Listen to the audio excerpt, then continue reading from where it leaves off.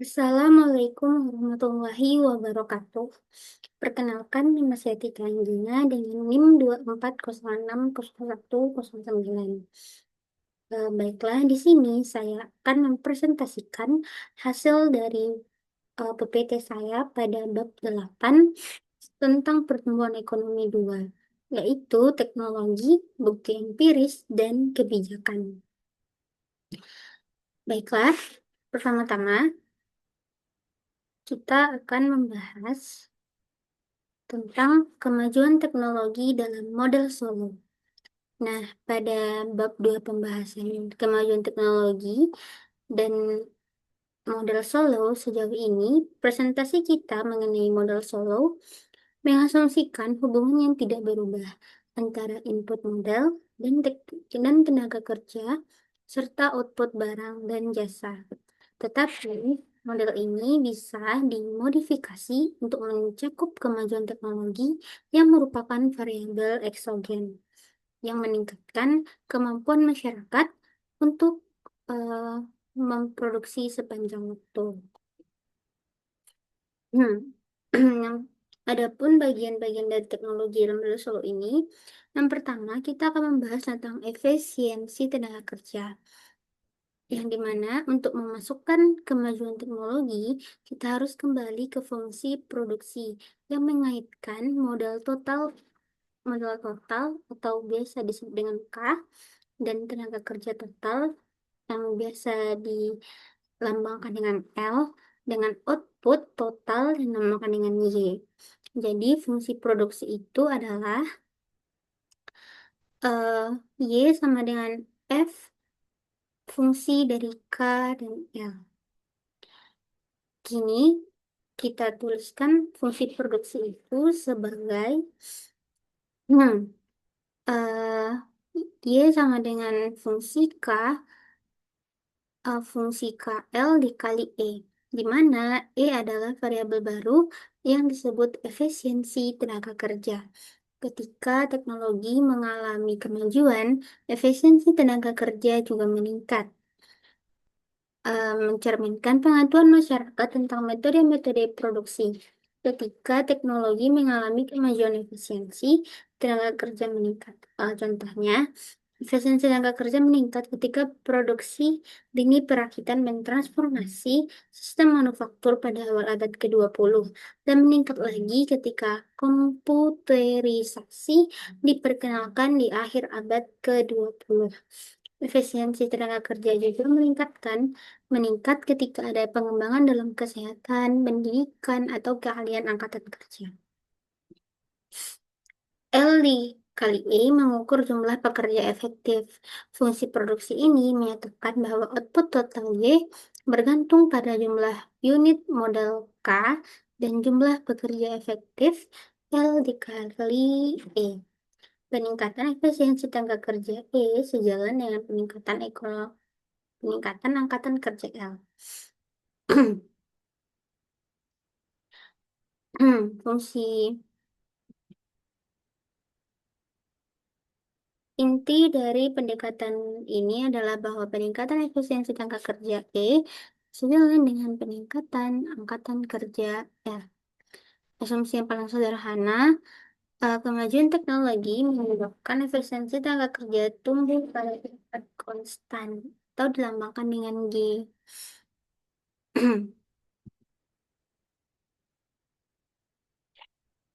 Selanjutnya, kita akan membahas tentang kondisi mapan dengan kemajuan teknologi. Kemajuan teknologi dimodelkan di sini menambah efisiensi tenaga kerja. Maka hal ini memiliki pengaruh yang sama terhadap populasi. Pada pertumbuhan ekonomi 2, menganalisis perekonomian dalam kaidah jumlah pekerja efektif dan membiarkan jumlah pekerja efektif meningkat. Yang dimana model per pekerja efektif K sama dengan K per dalam kurung L dikali E. Untuk persamaan akumulasi modalnya, yaitu delta K sama dengan S dikali fungsi dari K dikurang eh, saving ditambah N ditambah G dikali K. Saving itu disebut dengan tabungan atau nabung.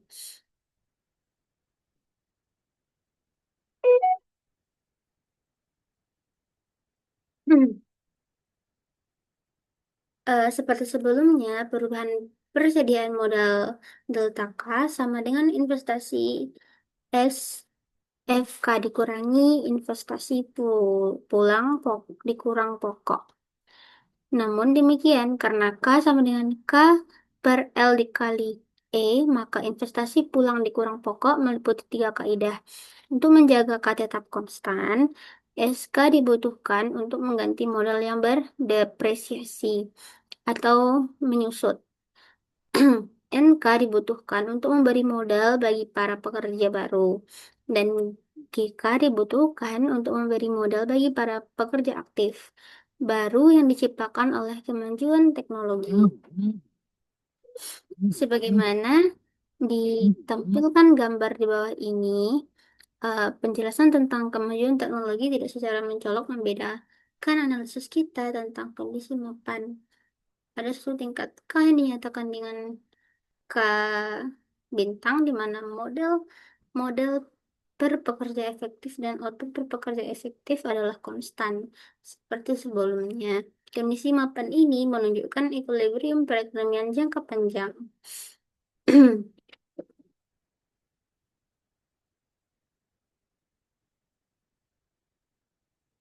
Hmm.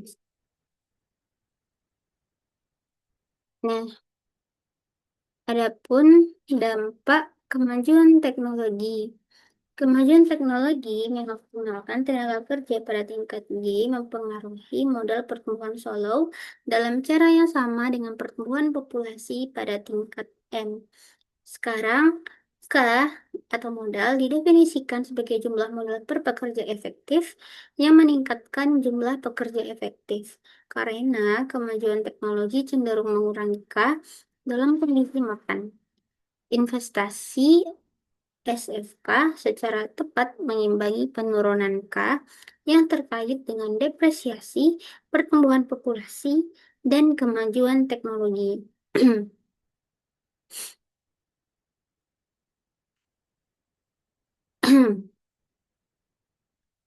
Kemajuan teknologi juga memodifikasi kriteria untuk kaidah emas.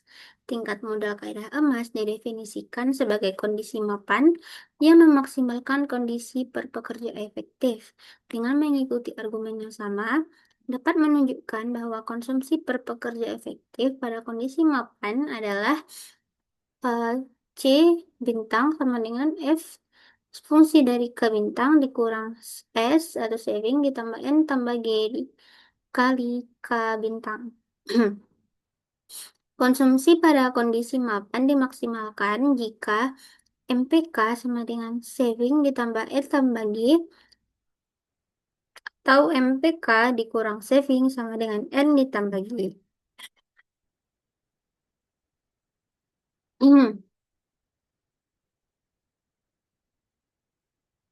Yaitu pada tingkat modal kaidah emas, produk marginal modal neto MPK dikurang delta sama dengan tingkat pertumbuhan output total N ditambah G.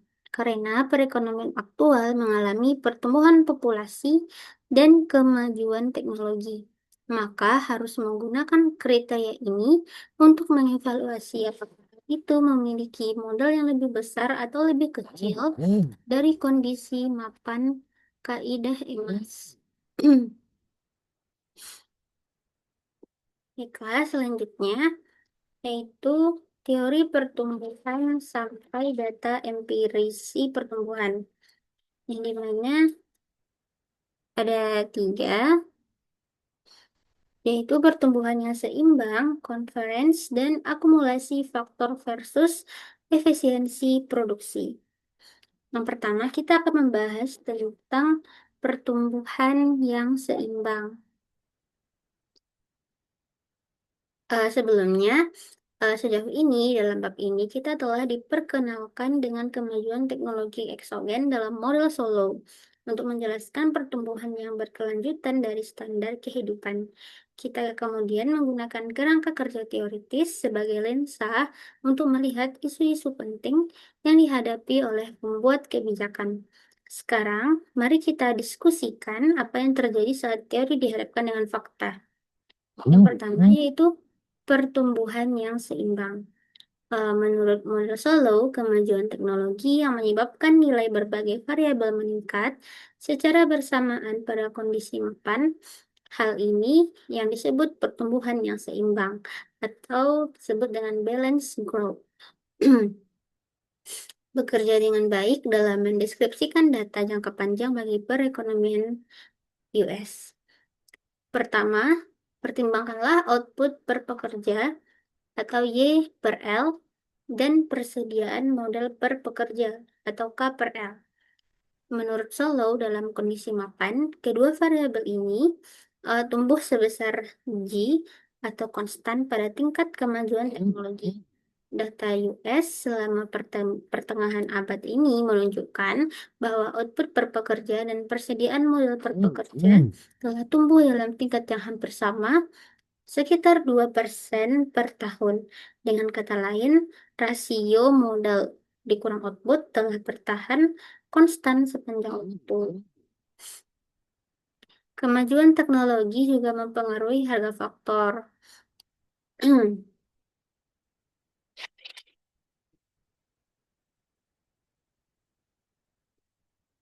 Prediksi model Solow tentang harga faktor dan ketepatan prediksi ini terutama patut diperhatikan ketika dibandingkan dengan teori perkembangan perekonomian kapitalis Karl Marx. Marx memprediksi bahwa pengembalian modal akan menurun sepanjang waktu dan hal ini akan mengarah pada krisis politik serta ekonomi secara perekonomian belum mendukung prediksi Marx yang sebagian menjelaskan mengapa saat ini kita mempelajari teori ekonomi Solow dan bukan Marx. Selanjutnya yang kedua yaitu conference. Model Solow meramalkan kapan conference terjadi. Menurut model tersebut, kapan pertemuan conference perekonomian bergantung pada perbedaan saat mereka memulai. Di satu sisi, jika dua perekonomian dengan kondisi mapan yang sama seperti yang ditentukan oleh tingkat tabungan, tingkat pertumbuhan populasi, dan efisiensi tenaga kerja karena kesalahan sejarah, mulai dengan persediaan modal yang berbeda. Pada kasus ini, uh, maka kita dapat mengharapkan mereka untuk bertemu. Perekonomian dengan persediaan modal yang lebih kecil secara alami akan tumbuh lebih cepat. Berbeda, di sisi lain, jika kedua perekonomian yang mempunyai kondisi mapan yang berbeda, mungkin karena perekonomian mempunyai tingkat tabungan yang berbeda, maka kita tidak perlu mengharapkan conference. Di sini, setiap perekonomian akan mendekati kondisi conference. Setiap perekonomian akan mendekati kondisi mapannya sendiri. Pengalaman ini konsisten dengan analisis yang kita lakukan dalam kondisi perekonomian, contoh dengan budaya dan kebijakan yang sama. Studi yang dilakukan membuktikan bahwa perekonomian akan saling berkonvergensi pada tingkat sekitar 2% per tahun, yaitu kesenjangan antara perekonomian yang kaya dan perekonomian miskin menyempit sekitar 2% per tahun. Salah satu contohnya adalah perekonomian rumah tangga di US. Karena alasan sejarah seperti Perang Sipil tahun 1860-an, tingkat pendapatan antara negara bagian mempunyai variasi yang besar seabad yang lalu, tetapi perbedaan ini akan menghilang dengan berlalunya waktu. Pada data internasional, gambarannya menjadi lebih rumit. Ketika para peneliti hanya memeriksa data tentang pendapatan per kapita, mereka kurang mendapatkan bukti mengenai adanya conference. Negara-negara yang miskin rata-rata tidak berkembang lebih cepat daripada negara-negara kaya. Penemuan ini mengindikasikan bahwa negara yang berbeda mempunyai kondisi mapan yang berbeda pula. Jika teknik statistik digunakan untuk mengendalikan beberapa determinan kondisi maupun mapan tersebut seperti tingkat tabungan, tingkat pertumbuhan populasi, dan tingkat pendidikan. Maka sekali lagi data menunjukkan conference pada tingkat sekitar 2% per tahun. Yang ketiga yaitu akumulasi faktor versus efisiensi produksi. Dilihat dari sisi akuntansi, perbedaan internasional dalam pendapatan per kapita dapat dibagi menjadi yang pertama, yaitu perbedaan faktor produksi, seperti kuantitas modal fisik dan modal manusia. Dan atau yang kedua, yaitu perbedaan efisiensi dalam penggunaan faktor produksi tersebut, yaitu seorang pekerja di negara miskin mungkin miskin karena ia kekurangan alat dan keahlian atau karena peralatan dan keahliannya tidak digunakan optimal. Untuk menjelaskan hal ini, model Solow pernyataannya adalah apakah kesenjangan yang besar antara si kaya dan si miskin disebabkan oleh akumulasi modal atau perbedaan fungsi produksi. Suatu penemuan menyatakan bahwa kedua hal itu berkorelasi secara positif.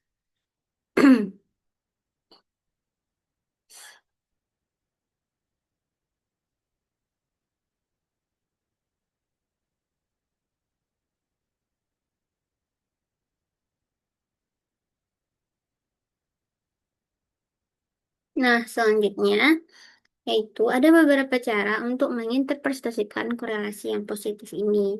Salah satu hipotesisnya adalah bahwa perekonomian yang efisien dapat mendorong akumulasi modal.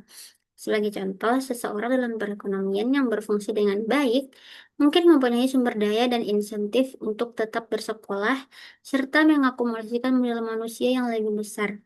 Hipotesis lainnya adalah bahwa akumulasi modal dapat mendorong efisiensi produksi yang lebih baik jika ada eksternalitas yang positif terhadap modal fisik dan manusia. Maka negara yang menabung dan menginvestasikan lebih banyak tampaknya akan mempunyai fungsi produksi yang lebih baik, kecuali jika penelitian tersebut memperhitungkan eksternalitasnya. Jadi, efisiensi produk yang lebih besar dapat menyebabkan akumulasi faktor yang lebih besar, ataupun sebaliknya. Selanjutnya, yaitu tentang kebijakan untuk mendorong pertumbuhan. Ada beberapa kebijakan, yaitu eh, yang pertama, yaitu mengevaluasi tingkat tabungan. Menurut model Solow, seberapa banyak negara menabung dan berinvestasi adalah determinan penting dari standar kehidupan penduduknya. Tingkat tabungan menentukan tingkat modal dan output pada kondisi mapan atau steady state. Suatu tingkat tabungan tertentu menghasilkan kondisi makan kaidah emas yang akan memaksimalkan konsumsi per pekerja sekaligus kesejahteraan ekonomi. Kaidah emas memberikan tolak ukur yang bisa kita bandingkan dengan perekonomian suatu negara.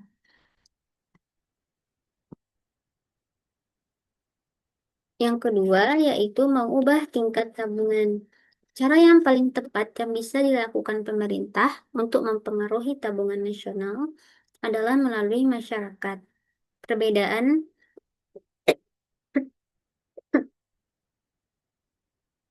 Perbedaan antara jumlah penerimaan pajak pemerintah dan pengeluarannya. Bila pengeluaran pemerintah melebihi penerimaannya, maka pemerintah dikatakan mengalami defisit anggaran yang menunjukkan tabungan masyarakat negatif. Sebaliknya, jika pengeluaran pemerintah lebih kecil dari penerimaannya, dikatakan telah terjadi surplus anggaran. Pemerintah bisa membayar sebagian utang nasional dan mendorong investasi. Selanjutnya, yaitu mengalokasikan investasi perekonomian.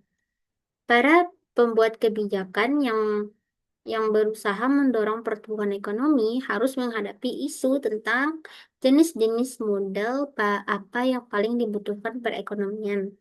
Jenis-jenis modal apakah yang menghasilkan produk marginal tertinggi? Para pembuat kebijakan bisa mengandalkan pasar untuk mengalokasikan tabungan ke jenis-jenis investasi alternatif. Industri-industri dengan produk marginal modal tertinggi secara alami akan bersedia meminjam pada tingkat bunga pasar untuk mendanai investasi barunya. Banyak ekonom menyarankan bahwa pemerintah semata-mata hanya men- hanya menciptakan tingkat yang menghasilkan untuk berbagai jenis model. Misalnya, dengan meyakinkan bahwa sistem pajak memperlakukan seluruh jenis model secara adil. Pemerintah kemudian bisa mengandalkan pasar untuk mengalokasikan modal secara efisien.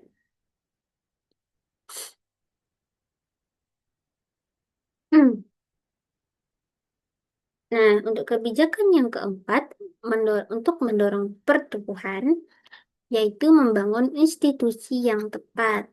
Perbedaan institusi penting lainnya terjadi antar negara adalah kualitas dari pemerintahan negara itu sendiri. Suatu pemerintah yang ideal harus berperilaku sebagai tangan yang menolong atau helping hand pada sistem pasar, perlindungan hak milik, pelaksanaan perjanjian yang telah disetujui, promosi kompetisi, penindakan perilaku kejahatan, dan lain sebagainya. Namun, terkadang pemerintah menyimpang dari bentuk ideal ini dan berperilaku lebih sebagai tangan yang menyerobot dengan menggunakan wewenang yang dimiliki negara untuk memperkaya sekelompok kecil individu, sementara masyarakat luas menderita. Studi empiris membuktikan bahwa tingkat korupsi, hmm, hmm,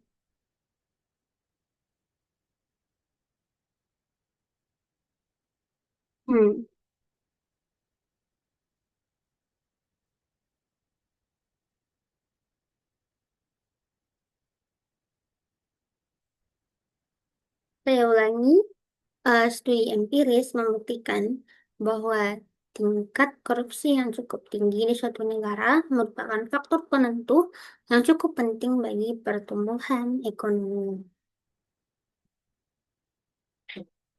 Selanjutnya yaitu kebijakan mendorong kemajuan teknologi.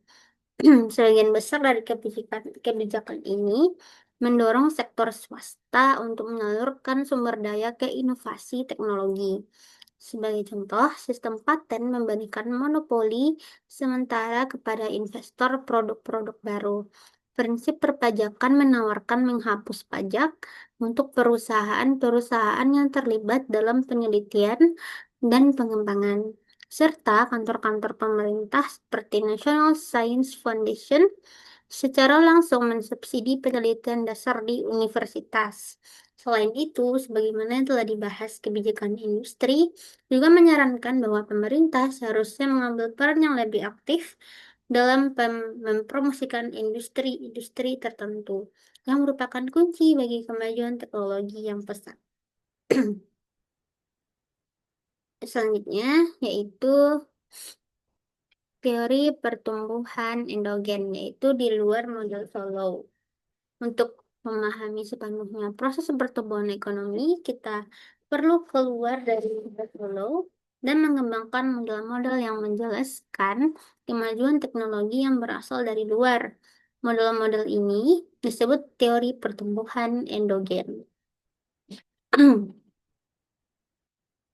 Tujuan adanya teori pertumbuhan ekonomi adalah menjelaskan bagaimana peningkatan standar hidup di suatu negara bisa berjalan sangat cepat.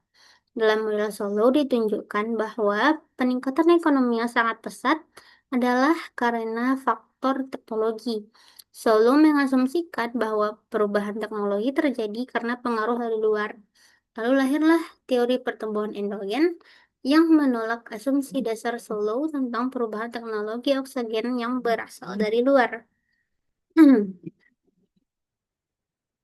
Meskipun bidang teori pertumbuhan endogen sangat luas dan kadang-kadang kompleks, mari kita bahas sepintas riset modern tentang ini. Yang pertama yaitu modal pasar. Untuk menggambarkan gagasan di belakang teori pertumbuhan endogen, kita mulai dengan produksi sederhana, yaitu Y sama dengan AK. Y adalah output, K K adalah persediaan modal, dan A adalah konstanta yang mengukur jumlah output yang diproduksi untuk setiap unit modal. Fungsi produksi ini tidak menunjukkan muatan yang dari pengembalian modal yang kian menurun. Satu unit modal tambahan memproduksi unit output tambahan sebesar A, tanpa memperhitungkan berapa banyak modal yang ada. Ketiadaan pengembalian modal yang kian menurun ini merupakan perbedaan penting antara model pertumbuhan endogen dan model solo. Model dua sektor. Contoh perekonomian memiliki dua sektor, yakni perusahaan manufaktur dan universitas riset. Perusahaan memproduksi barang dan jasa yang digunakan untuk konsumsi investasi dalam modal. Universitas memproduksi faktor-faktor produksi yang disebut ilmu pengetahuan, yang kemudian digunakan secara bebas oleh kedua faktor. Perekonomian dijelaskan oleh fungsi produksi untuk perusahaan, fungsi produksi untuk universitas, dan persamaan akumulasi modal. Ada dua variabel penting dalam model ini, seperti dalam model solo, dalam bagian output yang digunakan untuk tabungan dan investasi. Yang pertama, menentukan persediaan modal pada kondisi mapan. Yang kedua, bagian tenaga kerja yang berada di universitas untuk menentukan pertumbuhan. Persediaan ilmu pengetahuan eh, untuk mempengaruhi tingkat pendapatan. Jadi, tujuan model pertumbuhan endogen ini adalah untuk menunjukkan keputusan-keputusan masyarakat dalam menentukan tingkat perubahan teknologi. Nah, sekian dua metode yang dapat kita bahas, yaitu model pasar dan model dua sektor.